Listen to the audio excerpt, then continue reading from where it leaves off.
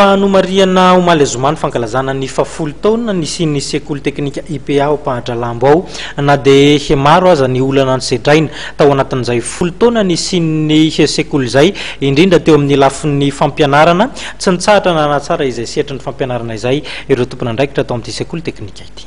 Nankalaza ny fafolo taona ny orenany ny sekoly IPA na ny ifitoeram-piofanana Arakasa ao amin'ny fokontany Ampahandralambo komina Talatany Volonondry.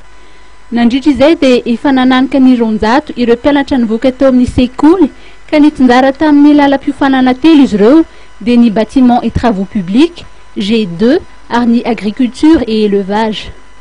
Raha ny fanazavan'ny talen'ny sekoly dia tafiakatra 700 hatrany ny voka-panadinana isa-taona na eo amin'ny BEP izany na ny baccalauréat. Ny androany dia natokana hankalazana amin'ny fafolo taona ny lycée technique privé de formation professionnelle eto Ampahandralambo.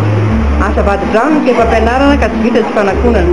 Ka tonga nanotrona ity lanonana androany ity ireo solombavambahoaka amin'ny rahalahy voafily teto Antananarivo Avaradrano.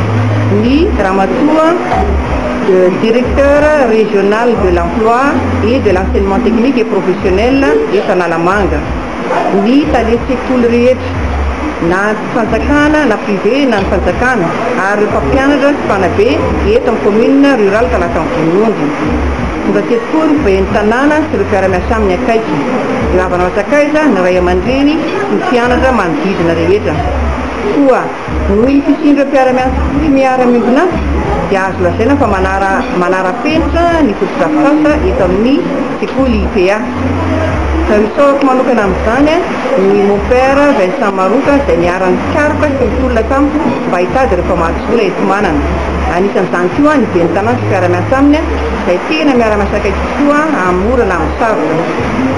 Ny tena mampiavaka ny sekoly IPA dia ny fanananay foto-drafitrasa ahafahana mandray kilasy-mandry maimay foana sandoavam-bola mba hisonjovana ireo mpianatra avolavitra. Isan'ny mampiavaka ity sekoly teknika ity ny fananany foto-drafitrasa maro mahakasika ireo lalam-piofanana misy eo aminy ary ny fisian'ny kilasy-mandry izay vokatry ny fiaraha-miasa tamin'ireo mpiara-miombonantoka mba analana fahasahiranana ireo mpianatra avolavitra. Etsy ankilany samy nderany ezaka vitan'ny mpitantana ny sekoly avokoa ireo vahinina saina nandritra ity fankalazana ity satria manambetsaka ny tanora amin'ny fianarana izay ratoviny ny fisian'ny sekoly tahaka ity. Nofaranana tamin'ny fanapahana mofomamy moa ny lanona-pankalazana.